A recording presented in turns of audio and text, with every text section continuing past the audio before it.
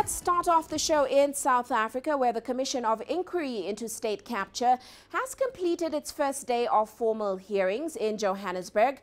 The Commission heard testimony from the Acting Chief of Procurement about the state procurement processes and whether there are weaknesses that have been exploited. Here's Angelo Coppola with more. The Commission heard that the South African government spends close to $60 billion annually on goods and services from the private sector. And while the focus is historical state capture, there are still people who are abusing the system. Challenge, it's a war that we're fighting to make sure that there is no abuse of the system. But of course, as you may know now, that there are still these elements, much so embedded in the system, for intentional abuse of the system. While there's a mountain of reports and evidence for the Commission to consider, there's more evidence waiting in the wings. We have gathered a lot of information, a lot of evidence, especially from the Gupta leaks. We've compiled that into a report that we will hand over to the Commission in due time.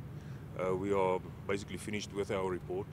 And if one look at the evidence that we've gathered there, I think there is enough for prosecutions, for criminal charges to be laid and for charges to be laid by the National Prosecuting Authority. The Commission has up to 24 months to complete its work. Some suggest that it's too long and are concerned that the alleged perpetrators of state capture would get away scot-free. Worse still, that the state-owned entities will collapse. And we've seen the rotation and new boards that has been appointed with the instruction to clean up the state-owned entities. I think in the meantime, while this commission is carrying on, we will see some action, see some changes and see some good people coming in to run the SOEs. While the bulk of the evidence comes from a range of reports into state-owned entities, there's a big question mark around the private sector beneficiaries of state capture and what they should be doing.